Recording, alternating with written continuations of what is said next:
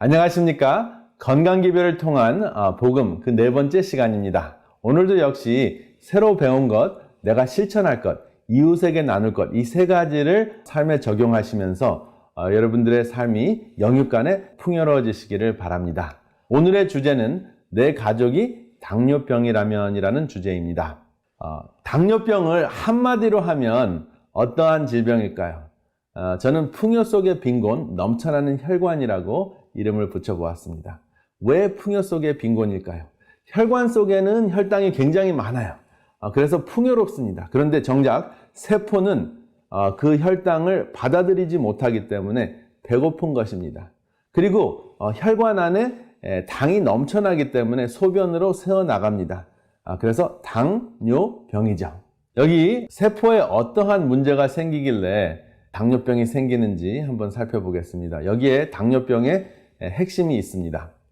세포막에는 인슐린 초인종이라는 것이 있는데 인슐린이 인슐린 초인종을 탁 누르면은 세포 속에서 다양한 단백질이 분비가 되면서 세포막에 포도당 문을 이렇게 만들어냅니다. 포도당 문이 옮겨지면서 이 포도당 문이 탁 열리면 혈관에 있었던 포도당이 세포 속으로 들어가서 에너지를 만드는데요. 인슐린 초인종이나 포도당이 말을 듣지 않는 현상이 일어납니다. 그것을 바로 인슐린 저항증이라고 하는데 이것이 계속 지속적으로 악화가 되면 당뇨병이 생기는 것입니다. 그런데 이것을 악화시키는 첫 번째 요소가 무엇이냐면 동물성 음식과 동물성 음식에서 생기는 내독소 혈증이라는 것이 있습니다. 그래서 동물성 음식을 섭취했을 때 동물성 음식이 그 속에 들어있는 그 독소가 있는데 그 독소가 인슐린 초인종을 망가뜨리고 포도당 문을 망가뜨려서 인슐린 저항증을 일으킨다 하는 것이 확인이 됐고요. 또 동물성 음식을 굳이 섭취하지 않더라도 내 몸이 비만증에 걸리면 인슐린 저항증이 생깁니다. 그래서 시간이 지속이 되면 당뇨병으로 진행이 되는 것이죠. 그래서 서서히 죽는 이 당뇨병의 첫 원인이 바로 음식 문화라는 것이 확인이 됐습니다. 특별히 과식하는 음식 문화이고 또 과식을 안 한다고 하더라도 육식을 좋아하는 문화입니다. 세종대왕과 이삭의 공통점이 무엇이었을까요? 두 사람 다 육식을 엄청나게 좋아했습니다. 세종대왕은 육식이 식탁에 없으면 식사를 안 할 정도였고 이삭은 에서를 좋아했던 이유가 그 육회를 너무나 좋아했습니다. 그래서 그 두 사람이 굉장히 훌륭한 분들이고 우리가 존경하는 분들이지만 건강에 있어서는 좀 문제가 있었습니다. 당뇨병 증상이 다식, 다갈, 다뇨가 있습니다. 왜 다식입니까? 왜 많이 먹습니까? 세포가 굶주려 있기 때문입니다. 혈당이 혈관 속에는 많이 있습니다. 굉장히 풍요로운데 그 혈당이 세포 속으로 들어가지 못하니까 세포는 배고픈 거예요. 뇌는 배고픈 세포를 감지하고 더 많이 먹으라고 시그널을 보냅니다. 신호를 보냅니다. 그러니까 많이 먹게 되는 것입니다. 그리고 음식을 많이 먹고 혈당이 증가하니까 혈액이 걸쭉해집니다. 그래서 그 혈액을 정상적으로 희석시키느라고 물을 많이 마셔야 하니까 목마른 현상이 일어납니다. 그리고 다뇨 증상은 혈당이 소변으로 배설이 되면서 물까지 가지고 나갑니다. 그렇기 때문에 일반적인 그 소변 보는 양보다 훨씬 더 많은 양의 소변을 보게 되는 것이죠. 당이 물을 뺏어가기 때문에 그렇습니다. 그러면 당뇨병은 어떻게 진단하나요? 혈당 검사를 해서 진단을 하는 것이죠. 그래서 공복 혈당이 126 이상이 됐을 때 당뇨병을 의심을 합니다. 그리고 당화색소라는 게 있는데요.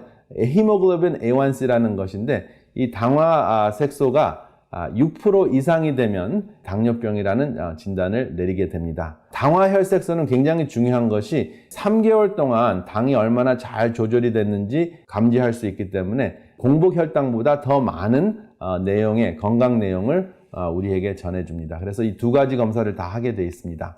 당뇨병은 합병증이 굉장히 무섭습니다. 망막 질환이 생겨서 시력에 큰 문제가 생깁니다. 특별히 중앙시력에 문제가 생기는데요.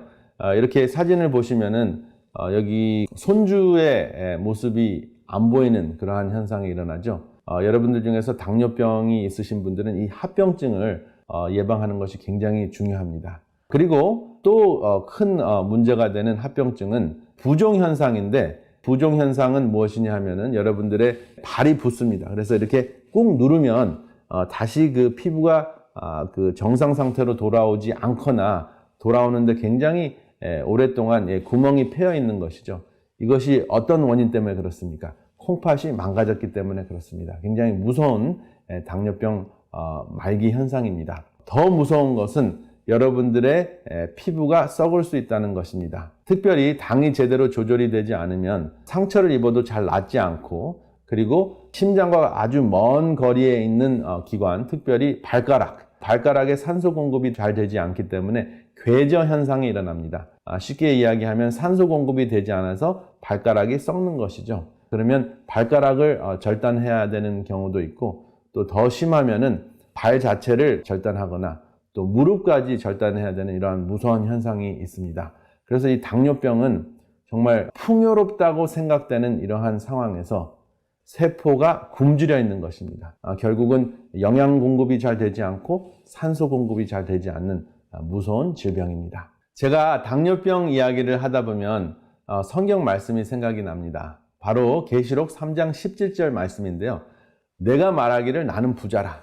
부여하여 부족한 것이 없다 하나 내 곤고한 것과 가련한 것과 가난한 것과 눈먼 것과 벌거벗은 것을 알지 못하도다.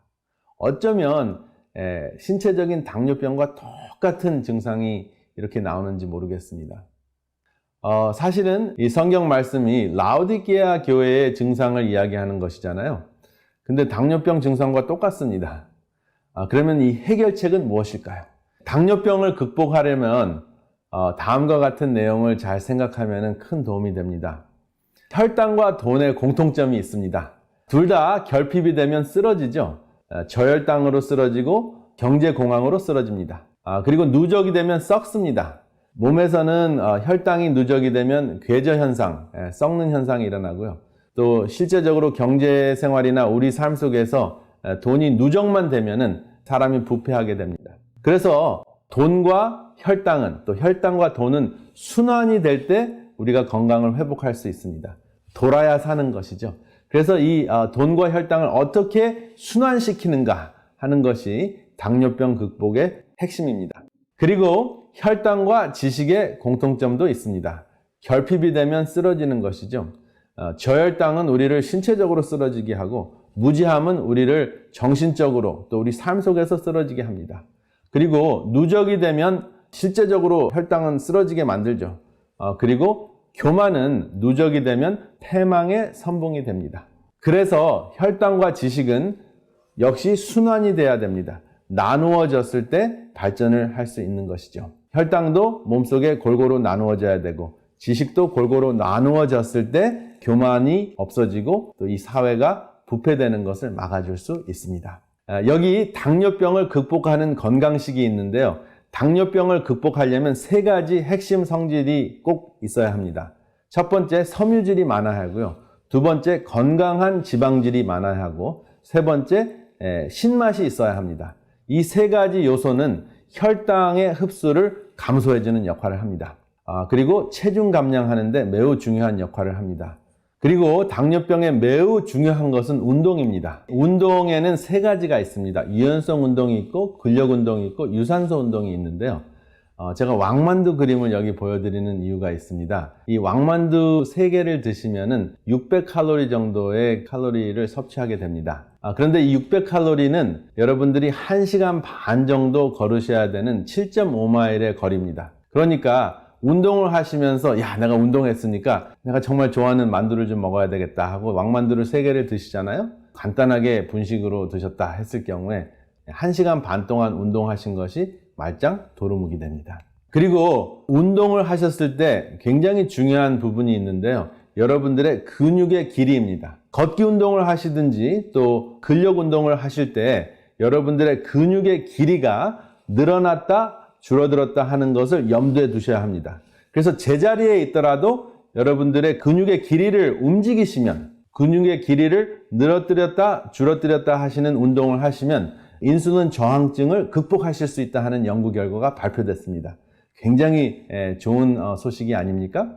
그리고 당뇨병 극복에 있어서도 옥시토신이 굉장히 중요합니다. 그래서 함께 하는 것이 굉장히 중요한데 지방이 감소된다는 것이 확인이 됐어요. 지방이 분해가 되는 것이에요. 그러면 체중이 감량이 되겠죠.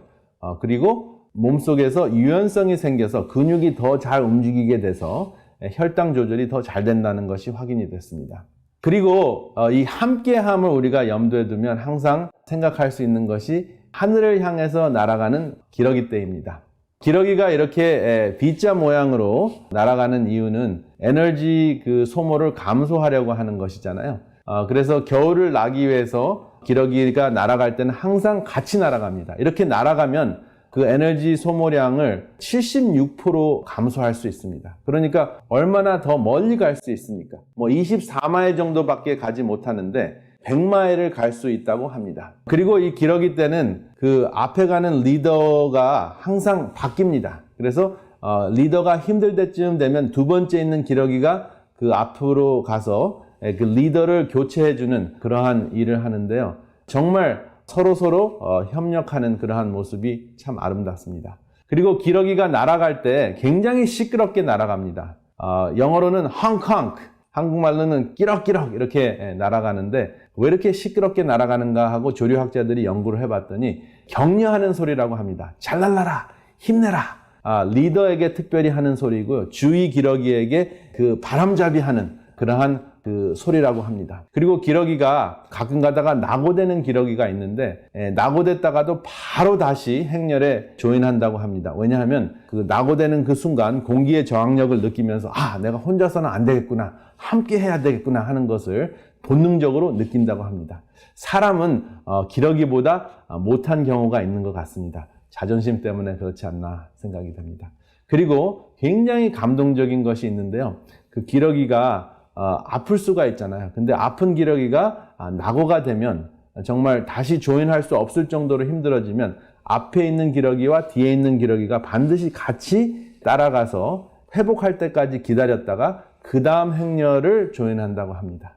여러분, 기러기 때의 함께함을 통해서 우리가 당뇨병을 극복하는 그 옥시토신, 그러한 호르몬을 우리가 몸속에서 분비하는 그러한 체험을 하시고, 그리고 영적으로도 하늘 기러기 때가 돼서 하늘을 향해서 목적지까지 낙오되지 않고 날아가실 수 있도록 우리가 함께 하시기를 이 시간에 간절히 바랍니다.